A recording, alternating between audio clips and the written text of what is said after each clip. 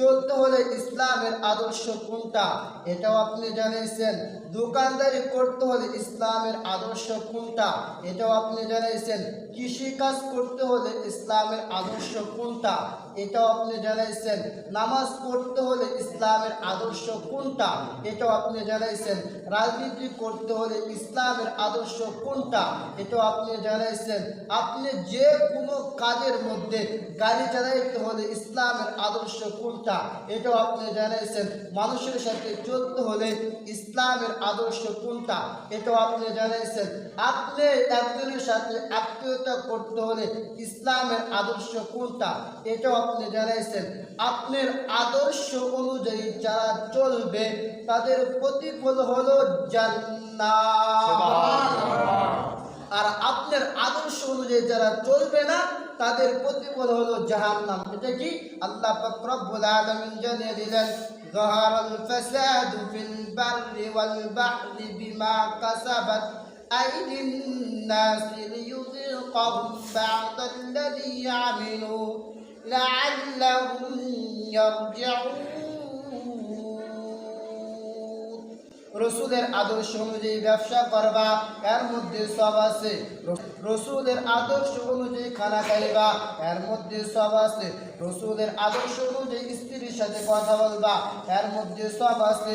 রসুলের আদর্শ অনুযায়ী কাউকে ভালোবাসবা, এর মধ্যে সব আছে। রসুলের আদর্শ অনুযায়ী তুমি কৃষিকাজ করবা, এর মধ্যে সব আছে। রসুলের আদর্শ তুমি ব্যবসা করবা, এর মধ্যে সব আছে।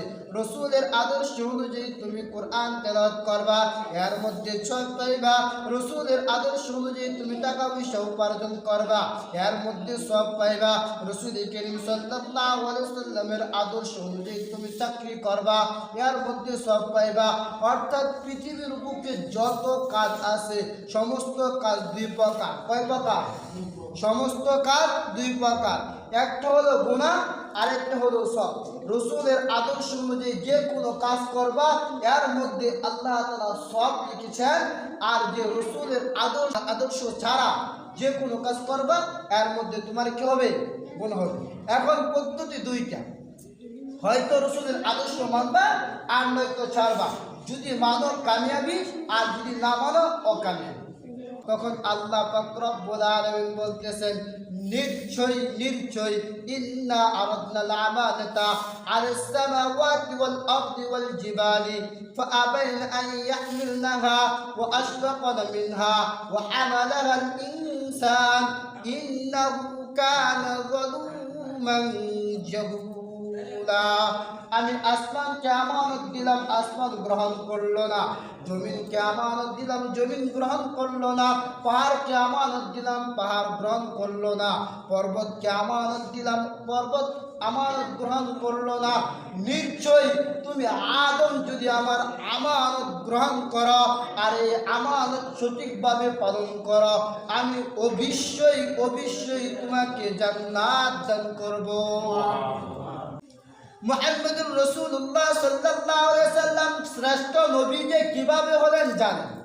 পৃথিবীর বুকে আল্লাহ পাক রব্বুল আলামিন কত কিতাব নাযিল করেছেন? 104 খানা। এর মধ্যে 4 খানা কিতাব বড় বড়। এই 4 খানা কিতাবের মধ্যে শ্রেষ্ঠ কিতাব একটা নাম হলো কোরআন। নাম কি? কোরআন।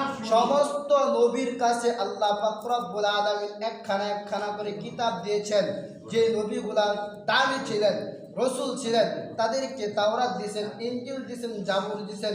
কিন্তু কোরআন আল্লাহ পাক রব্বুল আলামিন তার বন্ধু মুহাম্মদুর রাসূলুল্লাহ সাল্লাল্লাহু আলাইহি সাল্লামের জন্য রেখে দিয়েছেন। কেন?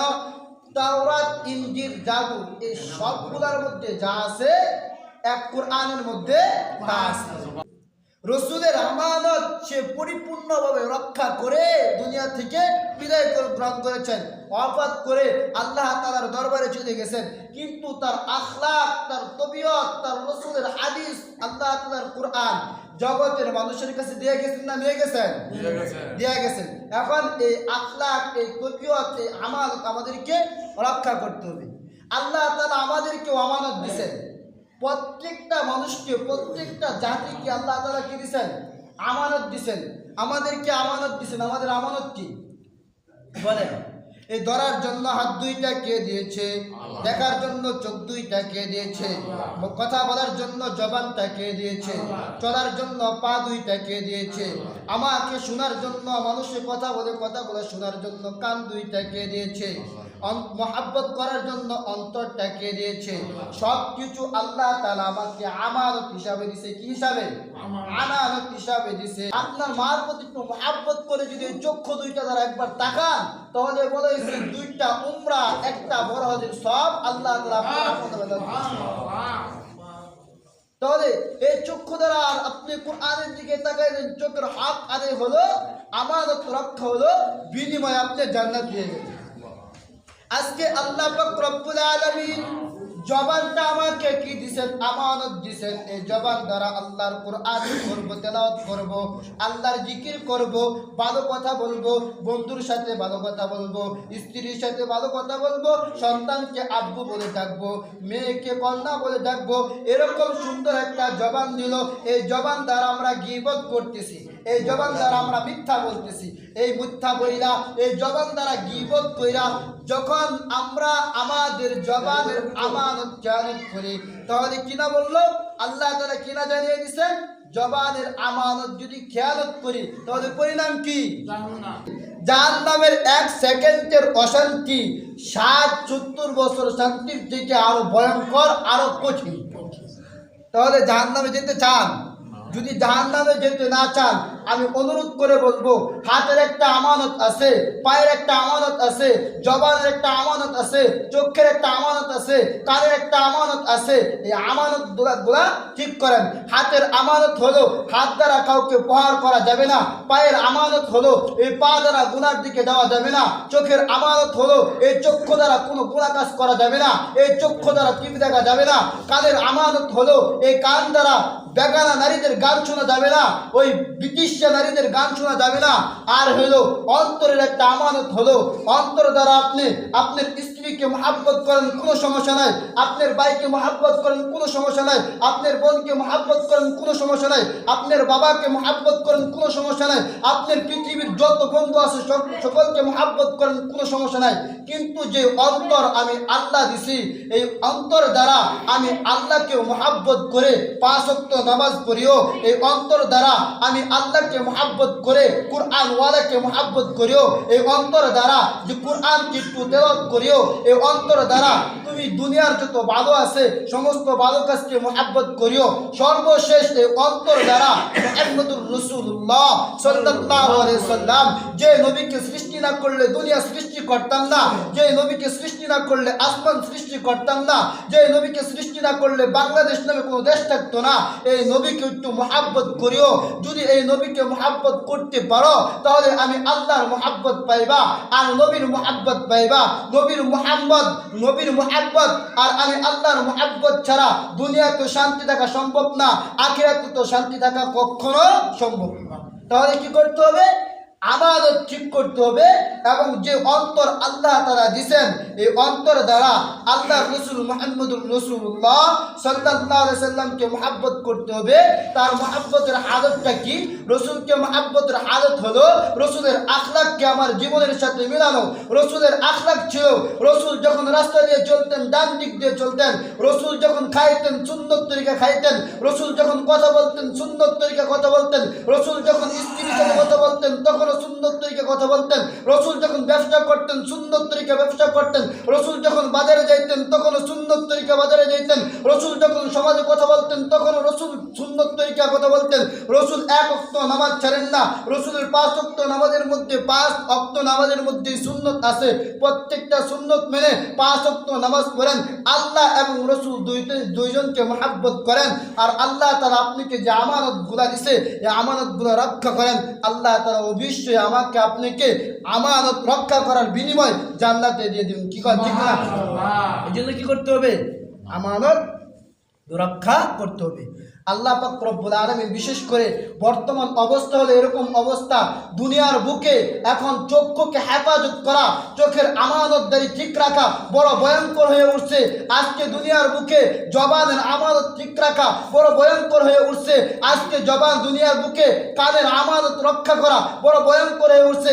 আপনি যাইবেন ভালো কাজের জন্য মুন্সিরহাট, রাস্তা দিয়ে যখন চলবেন তখন আপনার চোখকে আপনি হেফাজত করার জন্য চেষ্টা করলেও আপনি আজকে হেফাজত করতে পারেন না। চোখের আমানত রক্ষা করার আশা থাকলেও আপনি চোখকে হেফাজত করতে পারেন না। এটা কারণ হলো আজকে আমরা বড় একটা আমানত নষ্ট করতেছি। আমাদের সন্তান হলো একটা আমানত। আজকে আমাদের সন্তানদেরকে বেপরদায় আমরা ছেড়ে দিয়েছি। আমাদের সন্তানদেরকে আমরা কোরআনের শিক্ষা দেই না। আমাদের সন্তানদেরকে আমরা রসুলের আদর্শ শিক্ষা দেই না। মনে রাখবেন, রসুলের আদর্শের মধ্যে আমানতের মধ্যে সবচেয়ে বড় আমানত হলো আমার সন্তান। আমার সন্তানকে যদি আমি আমানতদারি শিক্ষা না দেই, আমার সন্তান কাল কিয়ামতের ময়দানে যখন আল্লাহ তাআলা বলবে, হে সন্তান, তোকে আমি দুনিয়াতে প্রেরণ করেছি, তোর বাবার মাধ্যমে তুই দুনিয়াতে আসছস, আমার একটা হুকুম মানস না, রসুলের একটা হুকুম মানস না, এখন তুই জাহান্নামে যা। তখন ওই সন্তান বলবে, হে আল্লাহ, আগে শুনেন, আমি এত সহজে জাহান্নামে যাইব না। যে বাবা আমার মাধ্যমে আমাকে দুনিয়াতে প্রেরণ করেছেন, ওই বাবা মা আমাকে কোরআন শিক্ষা দেয় না, ওই বাবা মা আমাকে রসুলের আদর্শ শিক্ষা দেয় না, ওই বাবা মা আমাকে কোরআনের পথে চলার জন্য কোনো কথা বলে না, ওই বাবা মা আমাকে হালাল টাকা ঠিকই খাওয়াইছে কিন্তু হালাল পথে চলার জন্য আমাকে কোনো কথা বলে না। যে বাবা মা আমাকে হালাল শিক্ষা দেয় না, হালাল পথে চলায় না, আমাকে পর্দা করায় না, ওই বাবা আমাকে আগে আমার জাহান্নামের সামনে আনো, ওই বাবা আমাকে পাড়া দিয়ে আমি জাহান্নামে প্রবেশ করবো। এই জন্য সন্তান হলো আমাদের একটা কি বড় আমানত। এই সন্তানকে কি করব আমরা ব্যাকওয়ার্ডায় ছেড়ে দিব। স্কুল কলেজের মধ্যে যাইতেছে, খোঁজ খবর নিলাম না, ছেলে মেয়ে কি আমার উন্না মাথায় দেয় কিনা, মেয়ে কি আমার বোরকা পড়ে কিনা, মেয়েকে আমি লালন পালন করতেছি, দায়িত্ব পালন করতেছি মনে করতেছি।